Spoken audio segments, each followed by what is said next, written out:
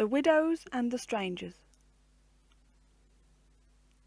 In days of yore there were once two poor old widows who lived in the same hamlet and under the same roof. But though the cottages joined and one roof covered them, they had each a separate dwelling. And although they were alike in age and circumstances, yet in other respects they were very different.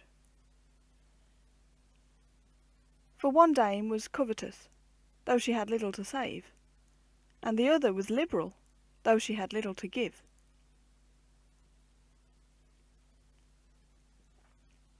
Now on the rising ground opposite to the widows' cottages stood a monastery, where a few pious and charitable brethren spent their time in prayer, labour, and good works. And with the alms of these monks, and the kindness of neighbours, and because their wants were few, the old women dwelt in comfort, and had daily bread, and lay warm at night.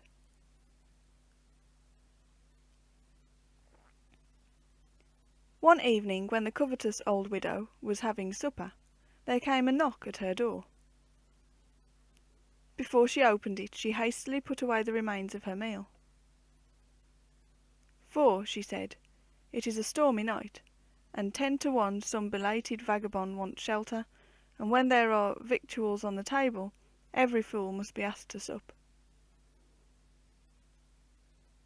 But when she opened the door, a monk came in, who had his cowl pulled over his head to shelter him from the storm. The widow was much disconcerted at having kept one of the brotherhood waiting, and loudly apologised. But the monk stopped her, saying, "I fear I cut short your evening meal, my daughter." Now, in the name of ill luck, how came he to guess that? Thought the widow, as with ancient civility she pressed the monk to take some supper after his walk, for the good woman always felt hospitably inclined towards any one who was likely to return her kindness sevenfold.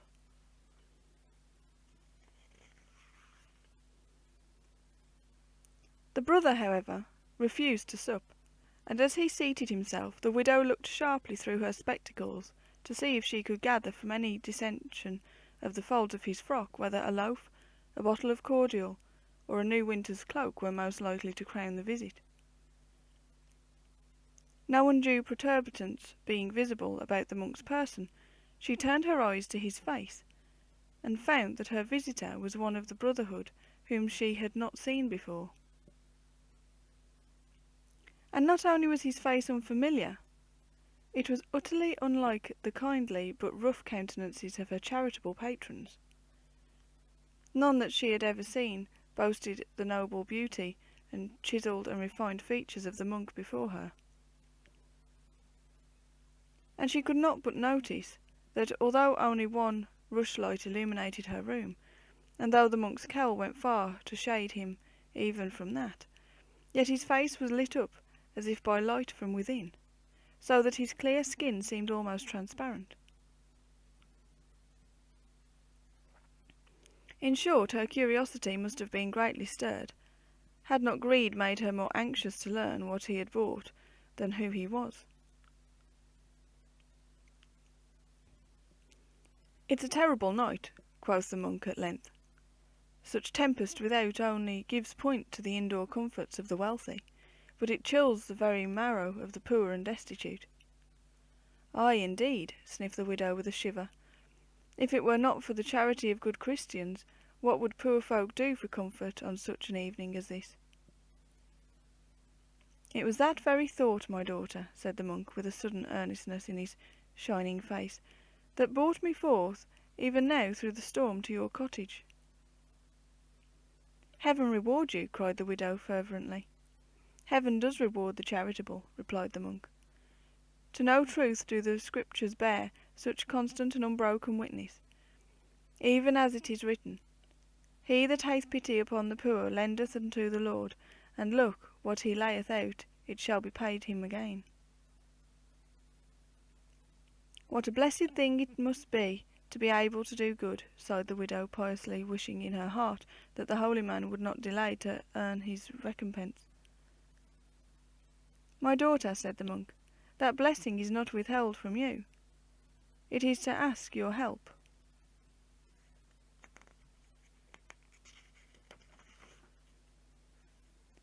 For those in greater need than yourself that I am come tonight. And forthwith the good brother began to tell how two strangers had sought shelter at the monastery. Their house had been struck by lightning and burnt with all it contained, and they themselves, aged, poor, and friendless, were exposed to the fury of the storm.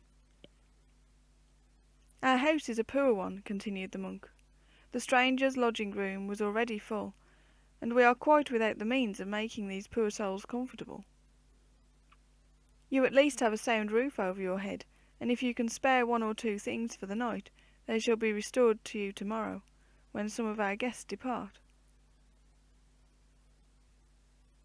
The widow could hardly conceal her vexation and disappointment.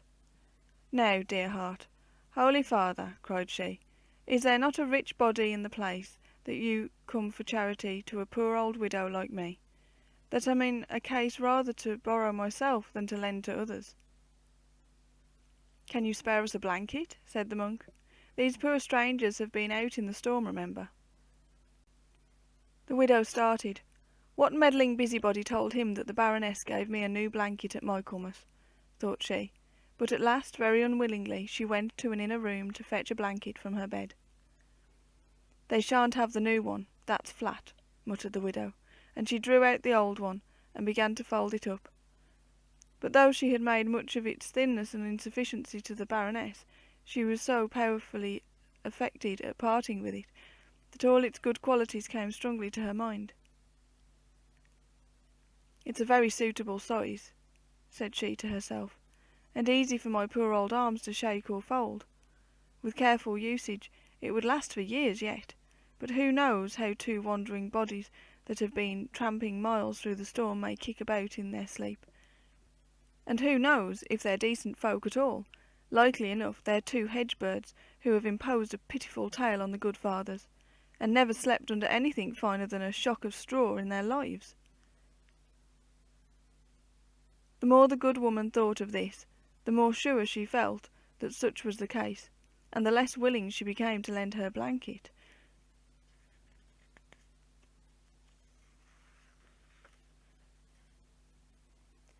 To a couple of good-for-nothing tramps. A sudden idea decided her.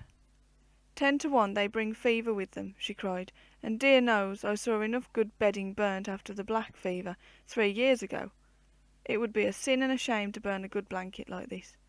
And repeating a sin and a shame, with good force, the widow restored the blanket to its place. The coverlet's not worth much, she thought, but my good man bought it the year after we were married, and if anything happened to it I should never forgive myself. The old shawl is good enough for tramps, saying which she took a ragged old shawl from a peg and began to fold it up, but even as she brushed and folded the begrudging and faded rag, "It saves my better one on a bad day," she sighed, "but I suppose the father must have something." And accordingly she took it to the monk, saying, "It's not so good as it has been, but there's warmth in it yet, and it cost a pretty penny when new." "And is this all that you can spare to the poor houseless strangers?" asked the monk.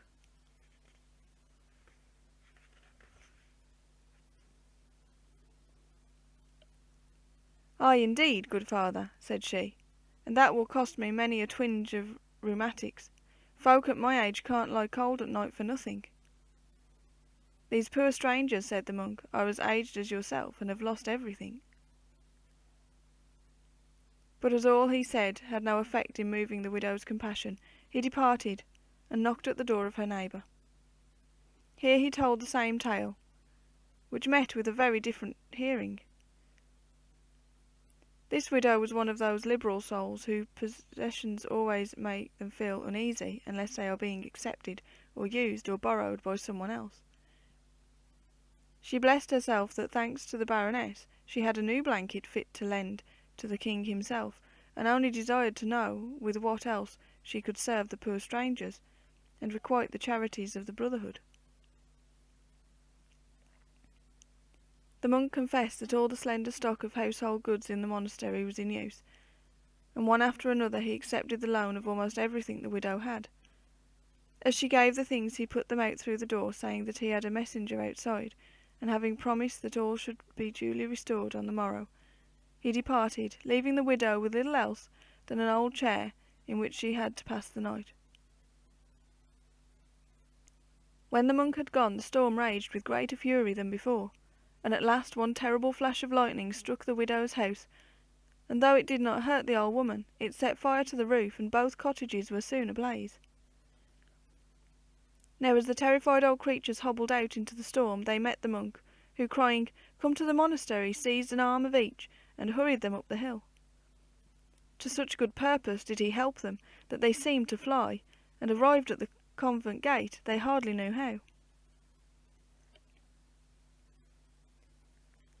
Under a shed by the wall were the goods and chattels of the liberal widow. "Take back thine own, daughter," said the monk, "though charity hath bought its own reward." "But the strangers, good father," said the perplexed widow. "Ye are the strangers," answered the monk, "and what thy pity thought meant to be spared for the unfortunate, Heaven in thy misfortune hath spared to thee." Then turning to the other widow, he drew the old shawl from beneath his frock, and gave it to her, saying, "I give you joy, dame, that this hath escaped the flame. It is not so good as it has been, but there is warmth in it yet, and it cost a pretty penny when new." Full of confusion, the illiberal widow took back her shawl, murmuring, "Lack a day, if I had but known it was ourselves the good father meant." The monk gave a shrewd smile. Ay, it would have been different, I doubt not," said he. "But accept the lesson, my daughter, and when next thou art called upon to help the unfortunate, think that it is thine own needs that would be served, and it may be thou shalt judge better as to what thou canst spare." As he spoke, a flash of lightning lit up the ground where the monk stood, making a vast aureole round him in the darkness of the night. In the bright light his countenance appeared stern and awful in its beauty, and when the flash was past, the monk had vanished also. Furthermore, when the widows sought shelter in the monastery, they found that the brotherhood knew nothing of their strange visitor.